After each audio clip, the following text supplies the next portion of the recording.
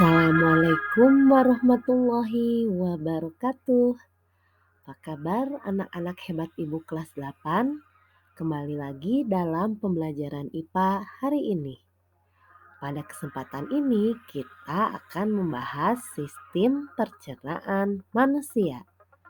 Pernahkah kamu merasa lapar ketika kamu belajar di sekolah? Saat kamu lapar, apa yang akan kamu lakukan ketika bel istirahat berbunyi? Mungkin kamu akan pergi ke kantin dan membeli makanan untuk kamu makan sehingga rasa laparmu hilang.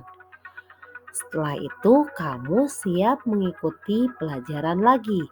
Menurutmu mengapa kita butuh makan? Apa sebenarnya yang dikandung dalam makanan sehingga setelah memakannya kita dapat melakukan berbagai aktivitas? Ingin tahu jawabannya? Ayo kita pelajari materi ini dengan penuh semangat. Adapun tujuan pembelajarannya yang pertama, menyelidiki kandungan nutrisi pada makanan. 2. Menganalisis kebutuhan energi sehari-hari. 3. Menyelidiki kandungan nutrisi pada makanan. Dan keempat, menjelaskan fungsi dari bahan makanan. Adapun manfaat yang bisa kita peroleh dari pertemuan hari ini yaitu yang pertama, membantumu memilih makanan yang sehat karena kamu telah mengetahui nutrisi yang dibutuhkan oleh tubuh. Kemudian membantumu menjaga berat badanmu tetap seimbang dengan menjaga agar kalori yang masuk dalam tubuh sama dengan kalori yang dikeluarkan. Kemudian selanjutnya membantumu mengetahui bagaimana proses pencernaan makanan dapat menghasilkan makanan yang siap diserap oleh sel-sel dalam tubuh. Dan manfaat terakhir, memahami bahwa makanan yang kamu konsumsi seharusnya tidak hanya sekedar mengenyangkan tetapi harus mengandung nutrisi atau gizi. Yuk langsung saja kita ke bahasan hari ini. Yang pertama yaitu mengenai nutrisi. Nutrisi atau gizi adalah zat yang dibutuhkan makhluk hidup sebagai sumber energi, mempertahankan kesehatan, pertumbuhan, dan untuk berlangsungnya fungsi normal pada setiap jaringan dan organ tubuh. Coba perhatikan aktivitasmu sehari-hari. Hampir setiap hari kamu harus belajar di sekolah, mengerjakan tugas, atau melakukan kegiatan ekstrakurikuler. Tentu kamu membutuhkan banyak energi untuk menunjang semua kegiatanmu itu. Pada masa-masa pertumbuhan ini, kamu membutuhkan asupan nutrisi yang cukup untuk menunjang pertumbuhanmu. Ketika kamu lapar, makanan apakah yang akan kamu pilih? Makanan yang sesuai seleramu atau memilih makanan berdasarkan nilai gizinya? Banyak orang-orang yang lebih mementingkan rasa suatu makanan daripada nilai gizi yang tergandung di dalam makanan tersebut. Sepotong roti tawar akan mudah kita santap, namun hanya memberikan beberapa nutrisi yang kita butuhkan. Tahukah kamu bahwa nutrisi pada makanan berperan dalam memberikan energi dan bahan untuk perkembangan, pertumbuhan, dan perbaikan sel tubuh? Oleh karena itu, memilih makanan dengan kandungan nutrisi yang tepat sangat penting untuk kamu ketahui. Pernahkah kamu memperhatikan kandungan nutrisi apa saja yang ada pada makanan yang sering kamu makan? Agar kamu mengetahuinya, Ayo lakukan aktivitas berikut ini pada halaman 157 sampai dengan 158. Kalian siapkan beberapa produk makanan kemasan yang biasa kalian makan. Kalian tulis bahan apa saja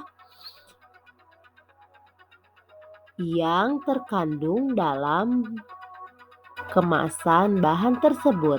Kemudian, kandungan zat makanan apa saja yang terkandung pada makanan tersebut.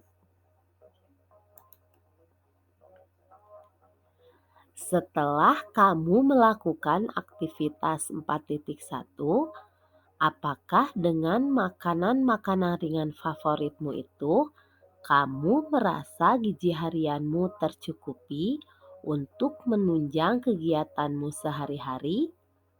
Apakah hanya dengan mengkonsumsi makanan ringan, kamu dapat mendapatkan banyak energi? Tentu saja tidak. Kamu butuh makan makanan pokok lain seperti nasi, lauk pauk, sayur, dan buah agar kamu mendapatkan cukup energi. Kebutuhan energimu akan yang pertama, tubuhmu membutuhkan energi untuk setiap kegiatan seperti belajar, berjalan ke sekolah, dan membaca buku.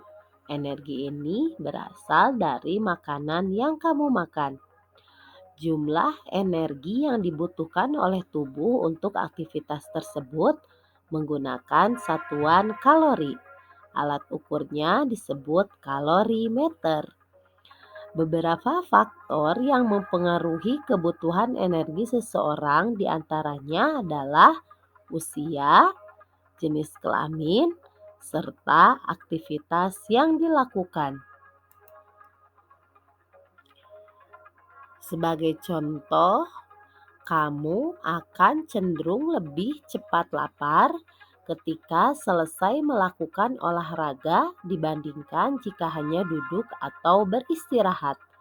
Hal itu dapat terjadi karena pada saat olahraga, kalori yang dibutuhkan tubuhmu lebih banyak sehingga pembakaran energi dari makanan yang kamu makan juga lebih cepat dibandingkan jika kamu hanya duduk dan beristirahat saja. Perhatikan tabel 4.2 mengenai jumlah kalori yang dibutuhkan pada beberapa aktivitas. Tentu saja, aktivitas yang lebih berat akan membutuhkan jumlah kalori yang lebih banyak. Keseimbangan energi dapat terjadi ketika kalori yang masuk dalam tubuh melalui makanan sama dengan kalori yang dikeluarkan melalui metabolisme tubuh dan aktivitas otot. Dalam kondisi ini, berat badanmu akan cenderung tetap. Jika kalori yang masuk dalam tubuh melebihi kalori yang dikeluarkan, maka akan terjadi keseimbangan energi positif. Artinya, jaringan tubuhmu akan menyimpan kelebihan nutrisi tersebut. Kenaikan berat badan dapat terjadi jika sekitar 3.500 kilokalori disimpan dalam bentuk lemak pada jaringan tubuh. Sebaliknya, jika kalori yang dikeluarkan tubuh melalui aktivitasmu lebih besar dibandingkan dengan kalori yang masuk dalam tubuh, maka akan terjadi keseimbangan energi negatif. Artinya, tubuhmu akan melakukan pembakaran simpanan nutrisi yang tersimpan dalam tubuh untuk memenuhi kalori yang dibutuhkan tubuhmu. Hal ini dapat menurunkan berat badan. Oleh karena itu, untuk menjaga berat badanmu tetap seimbang, kamu harus menjaga agar kalori yang masuk dalam tubuh sama dengan kalori yang dikeluarkan. Makanan yang kamu konsumsi seharusnya tidak hanya sekedar mengenyangkan, tetapi harus mengandung nutrisi atau gizi. Makanan yang kamu konsumsi sehari-hari harus mengandung 6 nutrisi, yaitu karbohidrat, lemak, protein, vitamin, mineral, dan air. Karbohidrat, lemak, dan protein dibutuhkan dalam jumlah yang banyak, sedangkan vitamin dan mineral dibutuhkan dalam jumlah yang sedikit. Karbohidrat, lemak, protein, dan vitamin merupakan nutrisi organik yang mengandung karbon. Sebaliknya, nutrisi anorganik seperti air dan mineral tidak mengandung karbon. Makanan yang mengandung karbohidrat, lemak, dan protein perlu dicerna atau dipecah terlebih dahulu oleh tubuh.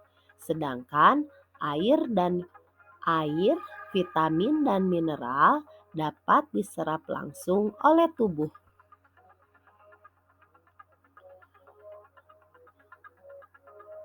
Yang pertama yaitu karbohidrat. Karbohidrat adalah sumber utama energi bagi tubuh. 1 gram karbohidrat menghasilkan 4,1 kilokalori. Terdapat 3 jenis karbohidrat, yaitu gula, pati, dan serat. Gula disebut karbohidrat sederhana. Contoh makanan yang mengandung gula antara lain buah-buahan, madu, dan susu. 2 jenis karbohidrat lainnya yaitu pati dan serat disebut karbohidrat kompleks. Pati ditemukan dalam umbi-umbian seperti kentang dan makanan yang terbuat dari biji-bijian. Serat seperti selulosa ditemukan di dinding sel tumbuhan. Makanan seperti roti gandum atau sereal, kacang-kacangan, sayuran, dan buah-buahan merupakan sumber serat yang baik. Serat tidak dapat dicerna oleh saluran pencernaan makanan manusia sehingga dikeluarkan sebagai feses. Dengan demikian, serat bukan merupakan sumber energi bagi tubuh manusia. Konsumsi karbohidrat terlalu berlebihan dapat menyebabkan penyakit gula atau diabetes. Hati-hati dengan diabetes. Menurut WHO, 246 juta orang di dunia mengidap diabetes.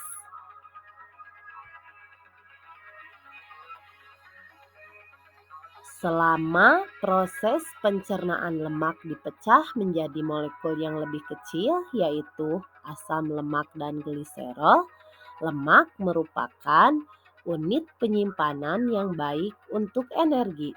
Kelebihan energi dari makanan yang kamu makan akan diubah menjadi lemak dan disimpan untuk digunakan di lain waktu.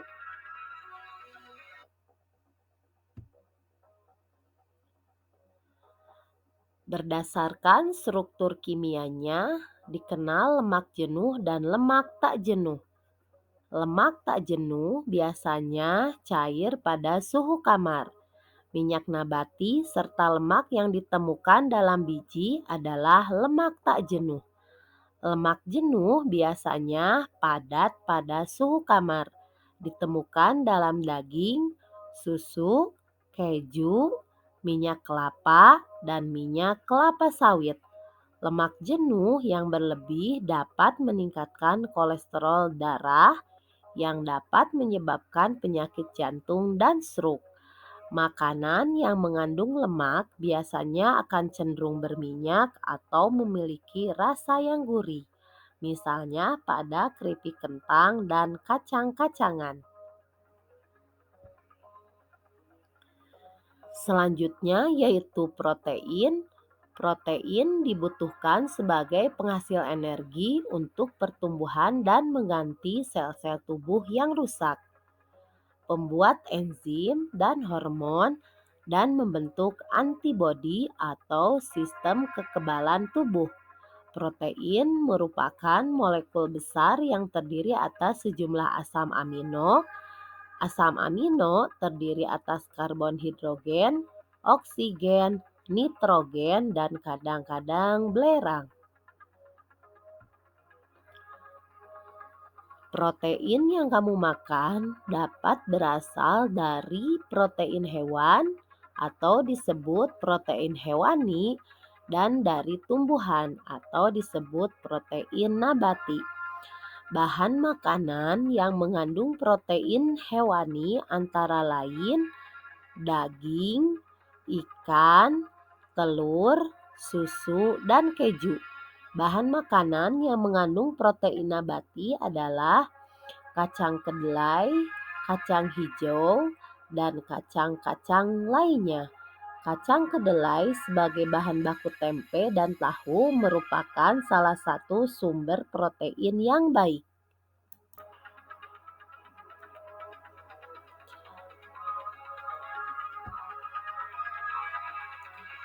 Tahukah kamu kandungan nutrisi dalam menu makanan sehari-hari? Kandungan nutrisi dalam bahan makanan dapat diketahui dengan menggunakan indikator uji makanan atau regen. Lakukan aktivitas berikut ini pada halaman 170 sampai dengan 172 agar kamu mengetahui kandungan nutrisi pada makananmu. Kamu harus mempersiapkan beberapa bahan yang tertera. Kemudian kamu melakukan uji bahan makanan pada makanan yang kalian bawa. Perhatikan reaksi dari setiap uji makanan yang kamu lakukan. Tabel 4.7 menunjukkan berbagai jenis regen untuk mengetahui nutrisi dalam bahan makananmu. Apabila ingin menguji amilum, regen yang dibutuhkan adalah lugol atau kalium iodida. Indikator positif larutan tersebut akan menunjukkan warna biru tua. Kemudian apabila ingin mengetahui kandungan gula, regen yang dibutuhkan yaitu Benedict atau Vehling A dan Vehling B. Indikator positifnya larutan akan berwarna biru kehijauan, kuning, sampai merah bata. Apabila ingin mengetahui kandungan protein, regen yang dibutuhkan yaitu Milon atau Bioret. Indikator positifnya yaitu larutan berwarna merah muda sampai ungu.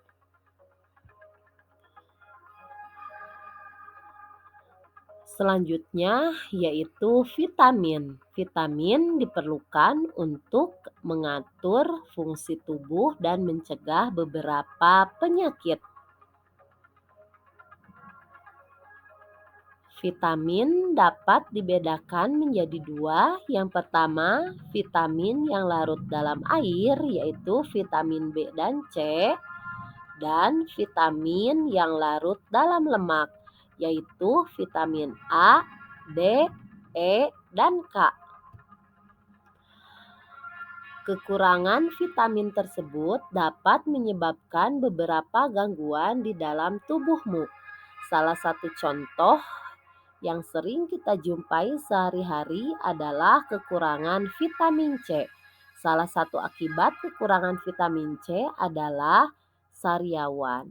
Pernahkah kamu mengalaminya? Untuk pengobatan atau pencegahan sariawan, biasanya disarankan untuk banyak mengkonsumsi buah-buahan yang asam seperti jeruk, stroberi, atau asam jawa. Padahal tidak semua orang suka rasa asam yang terlalu. Tahukah kamu bahwa sebenarnya vitamin C itu tidak hanya terdapat pada buah-buahan yang asam? Nah, sebagai seorang pendidik yang kritis, coba kamu selidiki buah-buahan apa saja yang banyak mengandung vitamin C. Jadi, kamu dapat memberikan alternatif saran bagi orang yang menderita sariawan untuk mengkonsumsi buah-buahan yang mengandung banyak vitamin C. Tabel 4.8 menunjukkan jenis vitamin, sumber, dan manfaatnya masing-masing. Selanjutnya yaitu mineral. Mineral berfungsi dalam proses pembangunan sel, membantu reaksi kimia tubuh, mengangkut oksigen ke seluruh tubuh, dan pembentukan dan pemeliharaan tulang. Beberapa mineral dibutuhkan tubuh kita dalam jumlah yang sangat sedikit, sebagian lain cukup banyak. Tubuhmu memerlukan sekitar 14 jenis mineral, di antaranya kalsium, fosfor, kalium, natrium, besi, iodium, dan seng. Mineral merupakan nutrisi yang sedikit mengandung atom karbon. Satu jenis makanan yang kita konsumsi ternyata dapat mengandung lebih dari satu jenis zat gizi.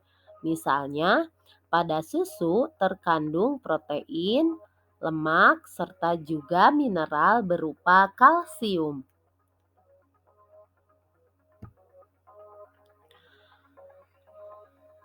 Selanjutnya yaitu air. Apakah kamu pernah olahraga pada siang hari yang panas? Apa yang kamu rasakan? Kamu mungkin merasa haus. Selanjutnya, kamu akan mencari air minum. Air penting bagi tubuhmu untuk menjaga kelangsungan hidup. Kamu tentu lebih dapat menahan lapar daripada menahan haus. Mengapa demikian? Karena sel-sel tubuhmu membutuhkan air untuk beraktivitas. Di samping itu, nutrisi yang masuk ke tubuh kamu tidak dapat digunakan oleh sel-sel tubuh bila tidak terlarut dalam air. Sekitar 60-80% sel tubuh makhluk hidup terdiri atas air. Tubuh dapat kehilangan air ketika bernafas, berkeringat, buang air besar maupun kecil. Kehilangan air tersebut harus segera diganti dengan minum air sebanyak 2 liter atau 8 gelas sehari. Namun, minum air bukan satu-satunya cara untuk memasok sel-sel dengan air. Karena tanpa kita sadari, makanan yang kita makan mengandung banyak air. Contoh, apel mengandung 80% air dan daging mengandung 66% air. Air dibutuhkan oleh tubuh sebagai pembentuk sel dan cairan tubuh, pengatur suhu tubuh, pelarut zat-zat gizi lain, dan membantu proses pencernaan makanan, pelumas, dan bantalan media transportasi, dan media pengeluaran sisa metabolisme. Demikian pembelajaran hari ini. Ayo coba kita renungkan apa yang telah kamu lakukan atau refleksikan mengenai sistem pencernaan. Apakah kamu makan teratur setiap hari? Apakah kamu suka mengkonsumsi sayur dan buah? Apakah kamu menggosok gigi secara teratur? Apakah kamu menjaga kebersihan makanan yang kamu makan? Dan apakah kamu bersyukur kepada Tuhan yang telah menganugerahkan sistem pencernaan bagimu? Coba kamu hitung berapa total skormu dengan ketentuan. Jawaban ya mendapatkan skor 2, jawaban tidak mendapatkan skor 0. Coba bandingkan total skormu dengan kriteria berikut. Jika skor kamu 0-3, kamu tidak peduli pada sistem pencernaanmu. Jika skor kamu 4-6, kamu kurang peduli pada sistem pencernaanmu. Dan jika skor 7-10, kamu peduli pada sistem pencernaanmu. Bersyukurlah atas nikmat Tuhan karena tidak ada proses pencernaan yang lebih sempurna daripada proses pencernaan melalui sistem pencernaan ciptaan Tuhan.